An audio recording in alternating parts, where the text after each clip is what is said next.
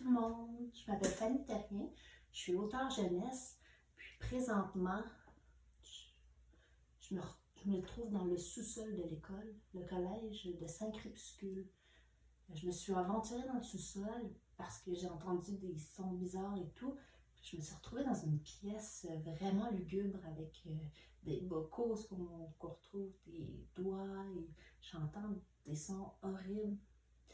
Bref, j'ai hâte de quitter cet endroit, mais vu que je suis là, je vais en profiter pour vous parler de mon roman Dangereux directeur, qui se trouve à être un roman qui se déroule ici même, dans la cave de l'école.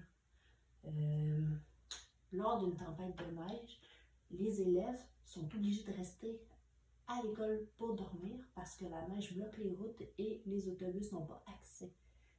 Donc, ils vont être accueillis dans un petit motel juste à côté du collège qui, j'ai déjà visité, vraiment pas vu qu'ici.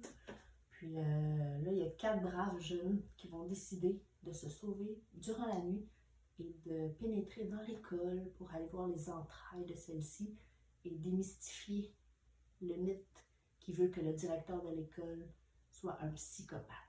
Puis, ce qu'ils vont trouver en bas, si on se fie à ici, là, je vous le dis, ça fait peur. Mais pour le découvrir, il faut lire Dangereux directeur. Puis quand je vais partir d'ici tantôt, j'ai vraiment hâte parce que j'aime vraiment pas l'atmosphère en ce moment. Mais il va falloir que je passe devant une maison qui me fait aussi peur qu'ici. Ça fait longtemps qu'elle était inhabitée.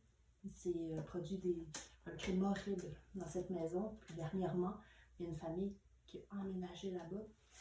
Puis c'est un peu cette histoire que je raconte dans La colère du démon. En fait, c'est l'histoire de David, un camelot, qui aime sa job jusqu'au jour où les nouveaux locataires de la maison s'inscrivent au journal et il doit aller porter à chaque matin, sous la lune et les étoiles, le journal jusqu'à la porte rouge. Et c'est là que tout commence. Il va commencer à entendre des voix, à sentir des choses. Il va même se demander si c'est son imagination qui lui joue des tours ou si vraiment c'est le démon qui habite la maison qui voudrait s'en prendre à lui pour en faire sa prochaine victime. Je vous en dis pas plus. Les réponses se trouvent dans La colère du démon. J'ai toujours été une fan de littérature d'horreur et de films aussi d'horreur. La piqûre de la lecture m'est venue après avoir dérobé secrètement un frisson que mon frère lisait. Mon frère qui est un petit peu plus âgé que moi. J'étais assez jeune. Je me souviens d'avoir adoré ma lecture, même si j'ai eu de la misère à dormir. Je pense que ça a coûté vraiment cher de veilleuse à mes parents quand j'ai commencé à dévorer la collection. Bref, c'est pour moi vraiment un plaisir de faire partie des auteurs de la nouvelle génération de frissons 100% québécois. Et avec mon imagination débordante, puis je m'inspire des fois de faits banals pour créer des histoires horrifiantes. Je vous promets d'en écrire encore plein d'autres, puis j'ai vraiment un plaisir fou à le faire.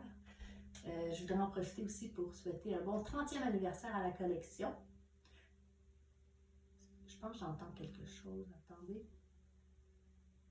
Ok, là il faut que j'y aille avant que le directeur me trouve. Parce que j'ai d'autres idées là, pour des histoires, puis il faut que je les mette dans mon ordinateur avant qu'il mette mes doigts dans un bocaux de formol. Bref, bye!